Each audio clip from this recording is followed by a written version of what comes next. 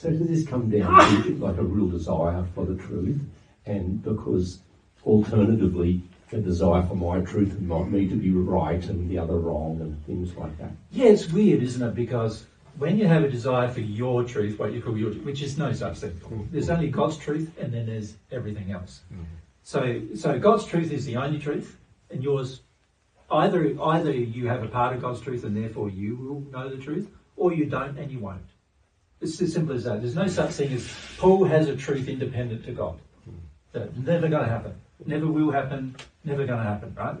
But the average person is, and I just wanted to probably draw this on the board a bit in terms of the functioning or the things we go through in terms of our presumptions of happiness. Because it's very, very important to understand that most of us are driven to our error because we think those errors are going to bring us happiness. Do you understand? Yeah. So it's very important to understand this fundamental principle as to why we are prepared to believe that there is such a thing as my truth. Right? So if there was such a thing as Paul's truth, let's call it that, shall we? And all of the rest of you can substitute your own name in there, right? If there's such a thing as Paul's truth. What is the reality of that? Because there's a lot of realities it creates emotionally, sensorily, physically, sexually, spiritually, that you're not being conscious of. But it's important to analyse what those are. So what are the realities that Paul believes he knows the truth? What I want, like addictively, or what I want to tell myself, or what do you believe it's going to bring you? Happiness. Okay, you think Paul's truth equals happiness, right? Have you had that experience, Paul? How many times have you been happy? Yeah, probably not much. No, okay. Yeah. So it's not true. No. Paul's truth doesn't bring you happiness. Most of us on earth have had that experience where we know that's true. But we still keep believing it. Like, it's just like we're holding on to grim death about the belief that my truth must, at some point in the future, at some imagined time in the future, it's got to bring me the happiness that I desire. You know, we think, but our day-to-day life is evidence that that's not true. Right? You think of how many broken relationships, how many broken friendships, how many, the average person has quite a lot of them, right? So how many friendships are never really quite happy? How many of them are just based on, we like each other because we're doing the same thing, and all these kind of things? And there's so much of that going on where there's so much, you could call it dissatisfaction. But the average person thinks that if they just do more of the same thing, they'll get a more happy result. And yet it's not true. That's why most of us are unhappy on earth. Because it's not true. What else do you think it's going to bring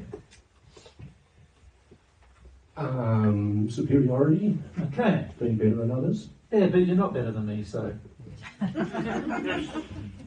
Right? Every time you're with me, you feel you're not. Now, I feel I'm equal to you, but you don't feel like you're equal to me.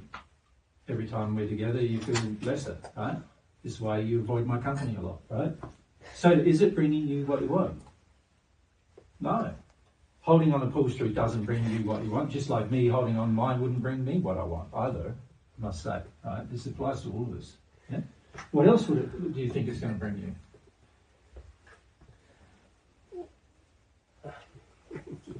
I don't know. You think it's going to bring you love? You think it's going to bring you sexual fulfillment?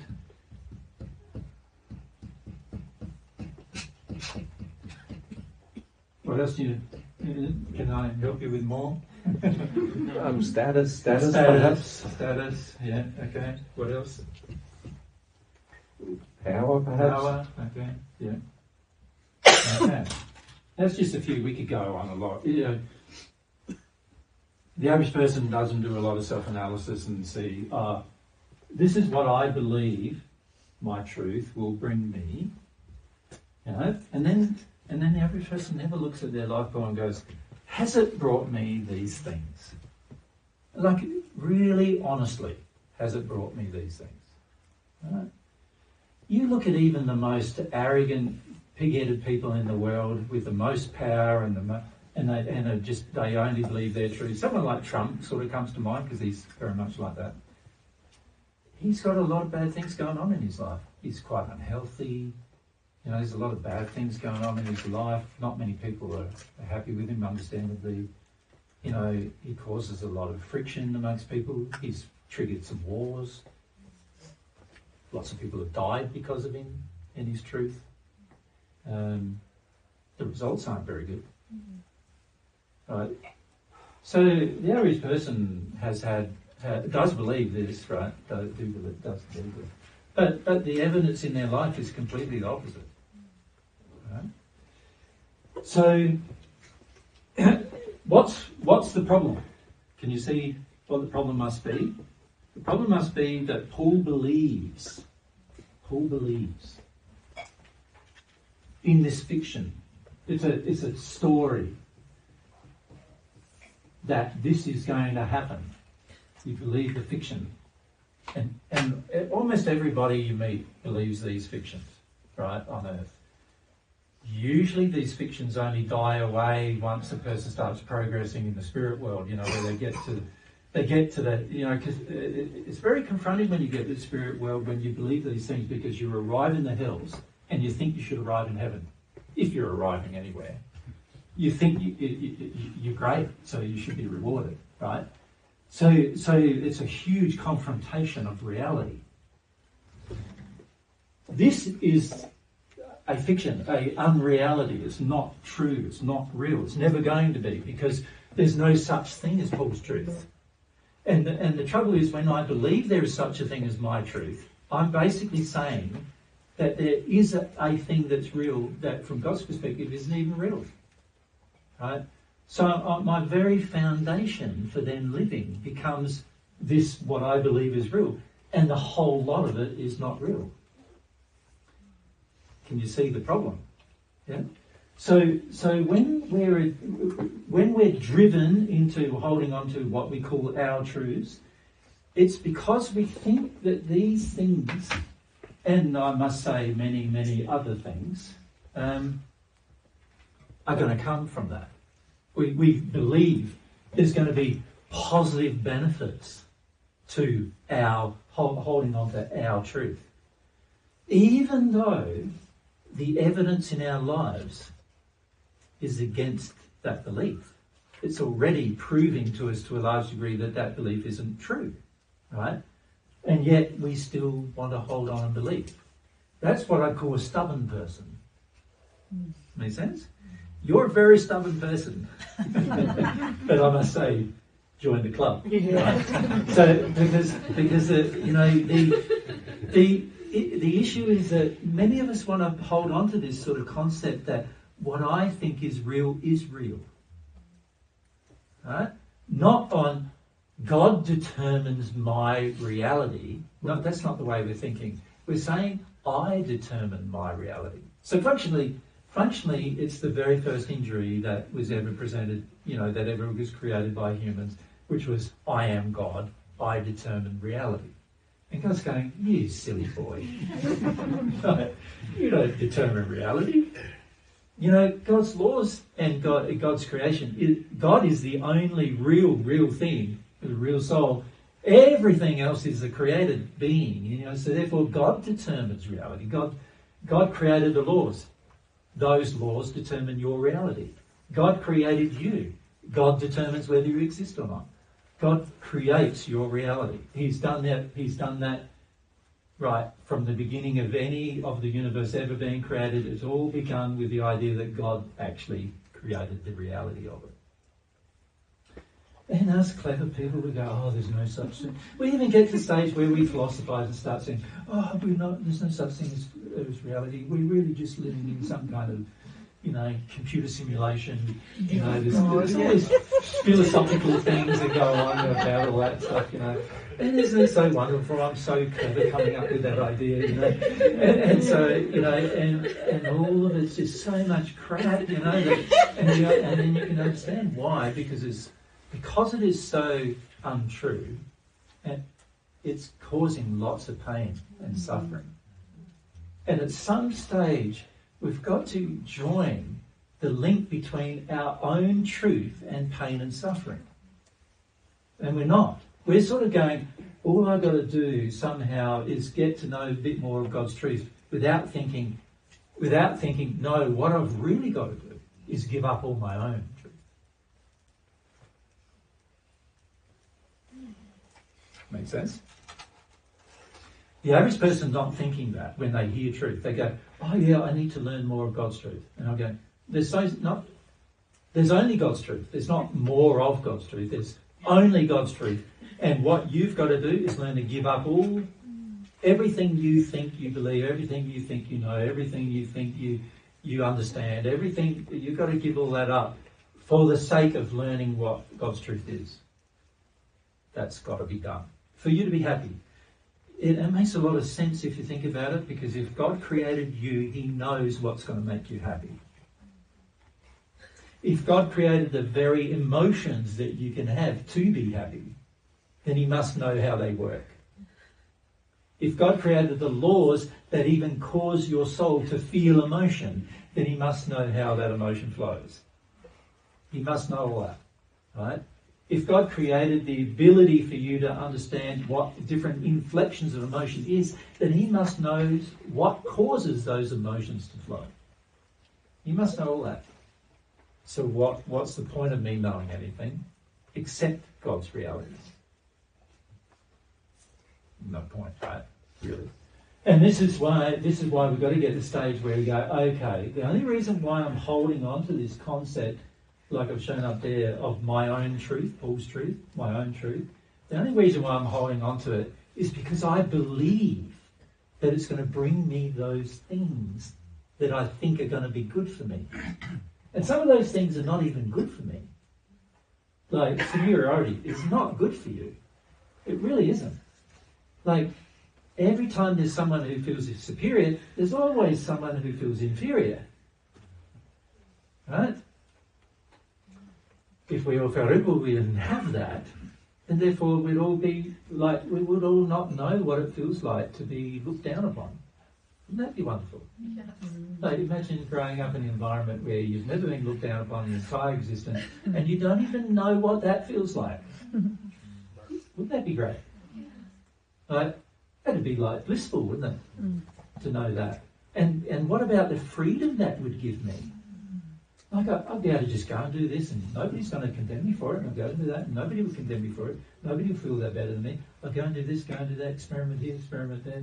Nobody's going to condemn me for anything that I do. And I don't mean like I go and murder or anything like that. I mean, I would be very conscious of the fact that I wouldn't want to feel superior to somebody enough to even murder them, to even demand anything from them. Even that would require me to feel superior, right? So there would be no murder, there would be no rape, there would be no potential pain and suffering from just condescension or ridicule.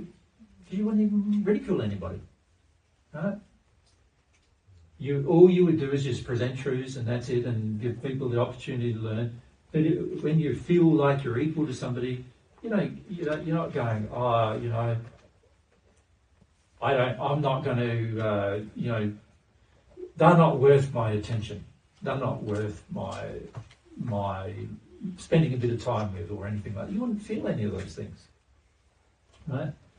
So that one emotion is not going to bring you happiness or anybody else actually, right? But we often think it is. And that's because we're unprepared to feel why that desire for that emotion was there in the first place. The error-based emotion. But in some of these other things, like I want sexual fulfillment, but Paul's way is not going to get it. Right? It hasn't got it so far, so how is it going to ever get it? I want happiness, but Paul's way is not going to get it. So give up the idea it is. It can't, because it's not God's truth. So it can't bring the thing. The only thing that can bring the happiness that you're seeking is the truth of how you were designed to work, how your emotions work, all those kind of things. And all of those things come from God, not from you. And that's why it's so important to just give up the idea that you're right any other time, pretty much. Right? And just the key thing is to give up the idea of even worth being associated with what is right. You've got to get to the stage where all you want is God's truth and that alone. Knowing that that's the thing that's going to bring you happiness, it's going to bring you love, it's going to bring you sexual fulfillment, it's going to bring you potentially even status, even though you won't want it. Right? Potentially power too, because you'll be living in harmony with love, and that is the power of the universe. So naturally, when you're living in harmony with it, you're going to have more power than you currently do. Makes sense? So the only reason why I would say stay addicted to my own truth is because I believe it's going to bring me these things that I think I'm seeking, and I'm in error in that concept. To believe such a thing is just believing a lie. Never going to happen. Yeah, the only thing we can do here is go, right, what's going to bring me those things?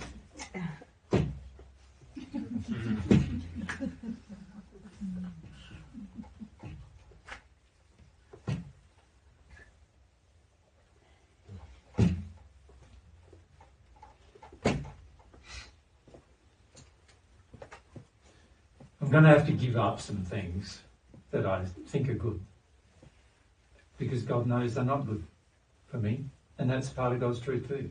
Right? So God's truth is going to bring me happiness, love, sexual fulfillment, power even, but not the kind of power that you might be seeking now, but it will bring you power. But it won't bring you status.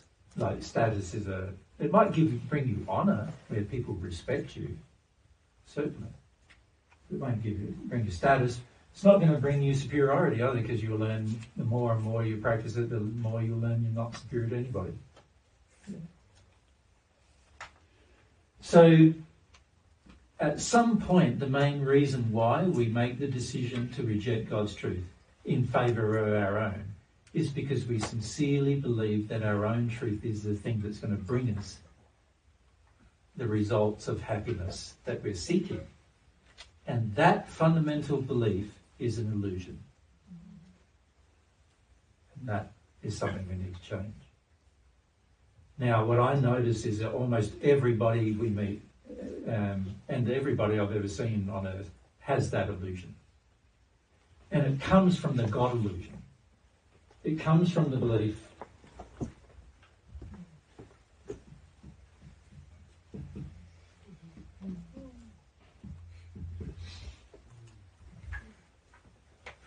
I'm a God, I can determine the facts. I'm sorry, that's not true. You're never going to be a God who determines the facts. You'll never be a God for that reason, because God is the God who determines the facts. Your Creator determines the facts. Your Creator made the laws, she determines the facts. That's always how it's always going to be. She's determined the facts. She created the universe in which you reside. She created the body in which you reside here on earth.